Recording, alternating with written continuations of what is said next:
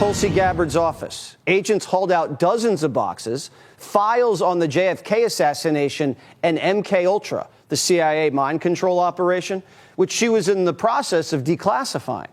Today's whistleblower said it during his deposition, and Congresswoman Anna Paulina Luna confirmed it moments ago.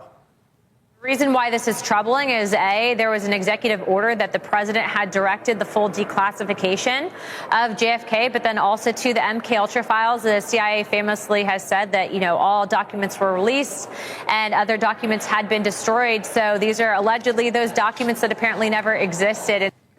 Can the CIA overrule the president? No, the CIA cannot overrule the president. The CIA cannot even overrule the director of national intelligence. In 1975, the Church Committee, which became the Senate Select Committee on Intelligence, specifically ordered DCI William Colby to release all of the MKUltra files. He famously went back to CIA headquarters and ordered that all of the files be destroyed.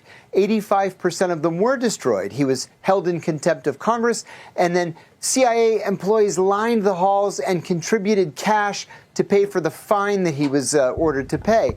We only know what we know about MKUltra because of the 15% of the files that weren't destroyed. These are among those 15% of the files. And she was in the process of declassifying these files that he's talking about. And she was going to declassify the JFK assassination. And just recently, she was just exposing something about Obama and the Biden administration. And then boom, this happens. Yeah, that makes sense. They're definitely targeting her in this. Like, they're trying to keep us in the dark and stop whatever information she was about to release from coming to the light. You know what make it kind of... I wonder what's so crazy about it for them to do that, though. Because you remember, I've been hearing stories that the CIA kind of helped kill John F. Kennedy. Oh, yeah. Allegedly. Oh, yeah, I've heard that too. too. I've heard that too. And the CIA can't raid offices, least of all the offices of the Director of National Intelligence. It's just, real life isn't supposed to work this way. This is crazy. This is something out of a movie, but the CIA was experimenting with LSD on willing and unwilling participants during the Cold War for intelligence operations and to exploit people, and it didn't go well a lot of the time. And they threw it all in a wastebasket, right? Like, it never really worked. Is that why they don't want anybody to know about it? I think they don't want people to know any more than what we know about, for example, dosing innocent citizens of San Francisco, California, or a small village in France and putting LSD in the yeast at the only bakery in the village just to see if everybody in the village would go nuts, which they did, of course, or coming up with a program in San Francisco to hire prostitutes to dose Johns and see if they would cough up their innermost secrets. Ridiculous. Ooh, that's crazy. They done did some stuff, and that's what we know about. So imagine the things we don't know about. Oh, my gosh. They turning the frogs gay. Hey, he might have been on to something. He might have been on to something there. Definitely on to something. That was proven. So this is what you were talking about with Obama? Yes, this is one of the things where she had exposed Obama's involvement with pulling the strings for the Biden administration.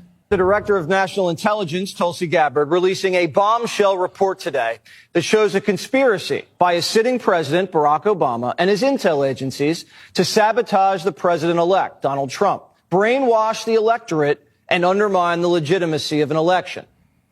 There is irrefutable evidence that detail how President Obama and his national security team directed the creation of an intelligence community assessment that they knew was false. They knew it would promote this contrived narrative that Russia interfered in the 2016 election to help President Trump win, selling it to the American people as though it were true. It wasn't. Gabbard got her hands on a House intel report that's been locked away in a CIA vault for almost a decade.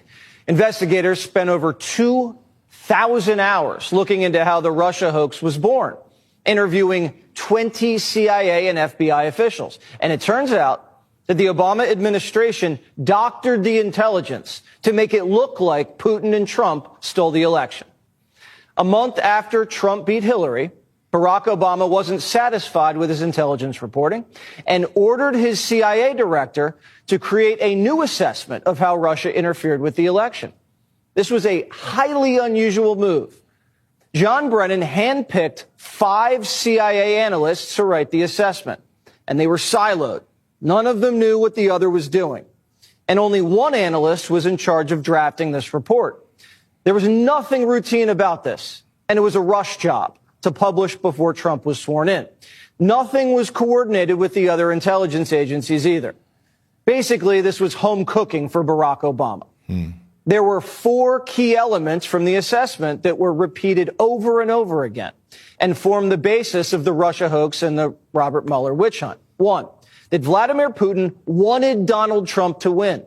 2, Putin took action to help Trump win.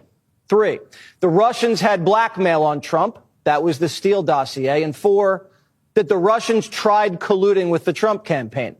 None of any of this was ever true. There was no reliable. That's insane.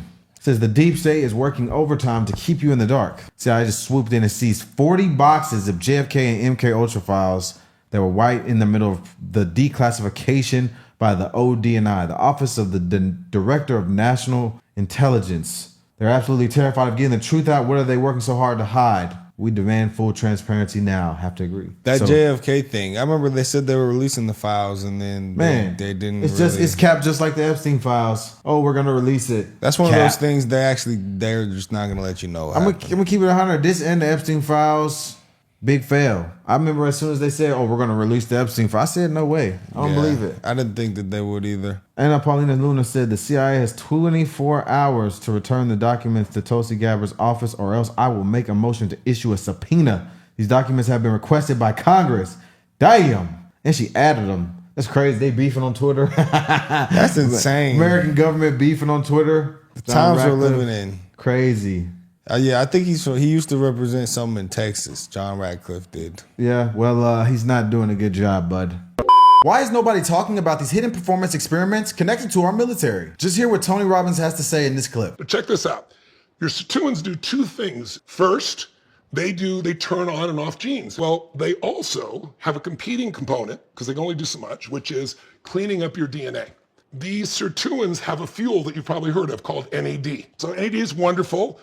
But NAD is a size molecule that, as you probably know, needs a precursor called NMN to actually get into the body. David Sinclair's team first tested this compound in mice. After just 14 days of NMN, the mice ran 200 to 300% more than even the youngest in the group. It's since been studied in human performance and military resilience programs with similar findings. So when Tony Robbins references it, it's not hype. It's about restoring mitochondrial function, helping cells produce energy more efficiently. NAD levels are high when you are young, but by around age 40, they drop roughly 50%, contributing to lower energy and slower recovery. And as Gary Brecka often explains, the body doesn't use NAD directly. It relies on precursors like NMN. You know, NAD, it's actually not NAD, it's NAD+, and that little positive is the reduced form of NAD, which means that charge can't really pass through first-pass metabolism. You can't just drop NAD into the stomach. It will just immediately dissociate. Restoring NAD isn't about looking younger. It's about slowing the cellular decline people accept as normal aging. Lower energy, slower recovery, and a body that stops responding the way it's used to. Europe banned NMN in 2022. Not for safety, but because it works too well. Big Pharma is developing a $3,000 version of this, so they're trying to ban the cheaper version. Classic move. The NMN I use is Black Forest NMN. GMO-free, made in the US, and it includes biparine for 30% better absorption. Black Forest just lost their biggest deal of the year, and it's insane. Buy one, get one completely free store-wide promo, including their best-selling NMN supplement, available for 48 hours only. This ends in 48 hours, and when it's over, it's gone for good. There was no reliable intelligence to support any of these allegations.